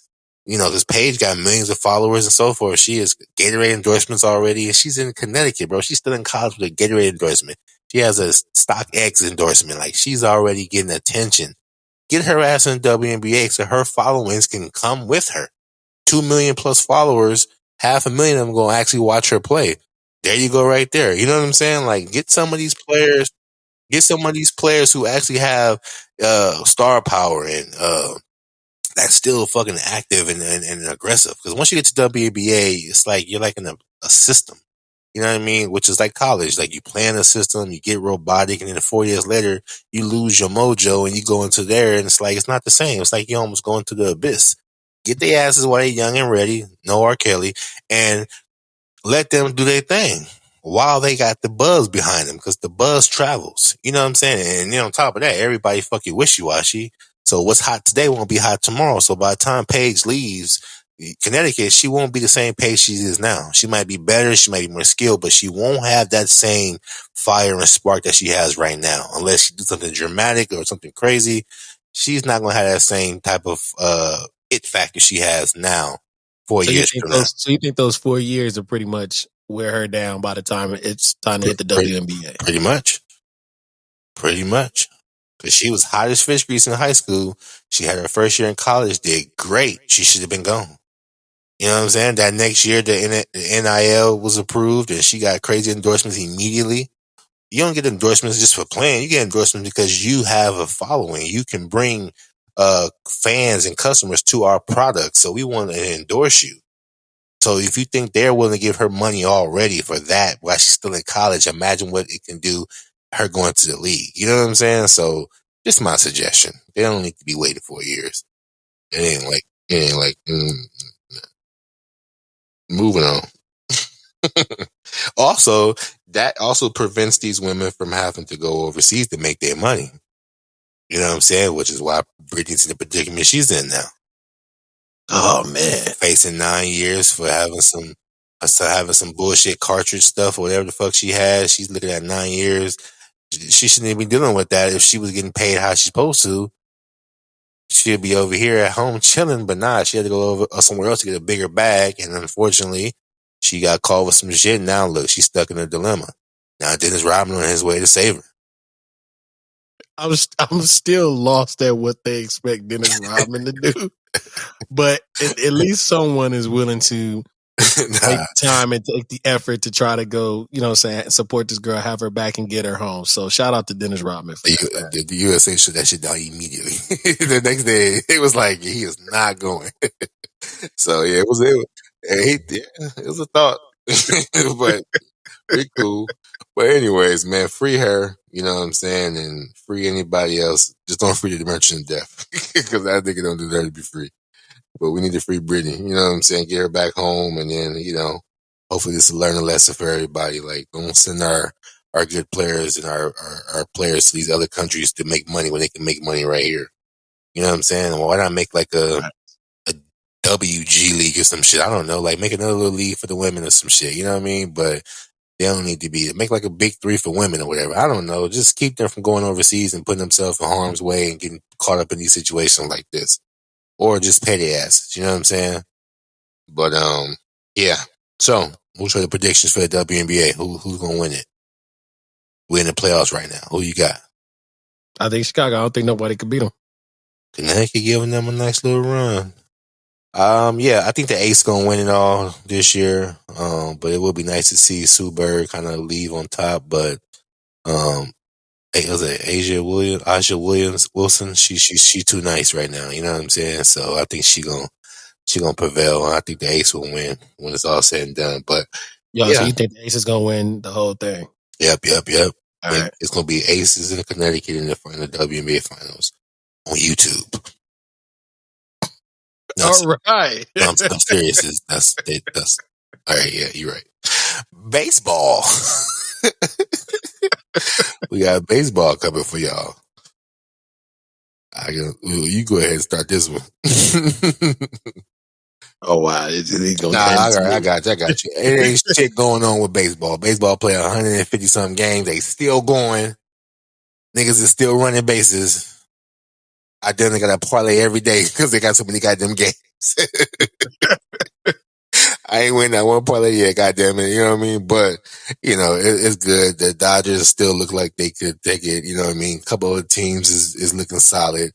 Yankees is losing still. You know what I mean? So this is a waste of Aaron Judge year. He's having a good year, but it's been wasted.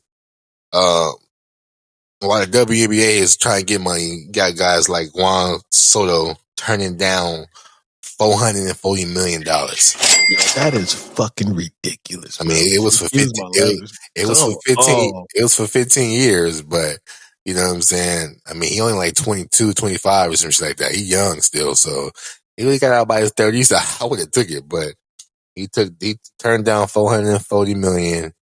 He was with Washington at the time. Immediately after that, he got traded to the Padres, San Diego Padres. San Diego. And then he signed with them for like 200 and some change. So he'll get the full back and then like a breakdown of a couple of contracts. But yeah, he wasn't taking it. Now, 15 years is a long time, though. I'm not even gonna hold you, but to be under contract, that's a long time. Yeah, he look at it like this. He's still young. You know what I mean? If y'all willing to give me 400 now, I can make 400 in 2 years, in 2 contracts. And then that third contract, I'll make another 200-300 and probably end up walking away with like 600-700. So he might make more in the long run. God forbid he don't have no injuries or he don't get caught like Fernando Tatis, who was caught on that dope, aka steroids. You know, he got caught juicing. Fernando Tatis. I thought he was black, but I don't know. But he got suspended for like 60 plus games for a positive drug test, which turned out to be steroids. He even lost his contract with Adidas. You know what I mean? So, yeah, that's unfortunate. I didn't know players are still juicing. I mean, in 2022, you would think they would have some new type of, enhancement to make players, better, stronger, quicker, and you would think that shit would be legal by now. But I guess motherfuckers still got to go back to the roids. So, oh well, I don't get it. 60 plus games and you lost your shoe deal. Crazy. And his contract, because he ain't finna get paid during that suspension either. So he about to lose money and probably won't get no bigger contract the rest of his his career. So it's unfortunate, but hey, you live and you learn. Yeah, but we got, it is what it is, man. So let's wrap this up, man, with some quick little other sports related news. What you got, bro? So big shout out to Serena Williams.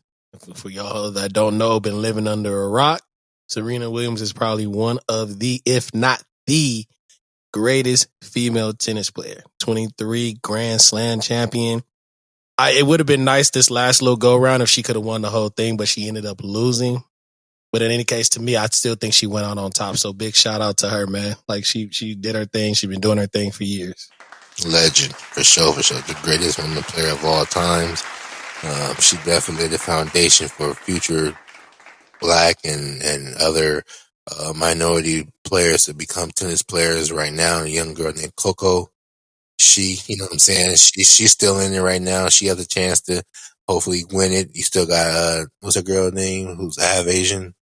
Nasaki. You know what I mean? She's another Serena protege, you know what I'm saying?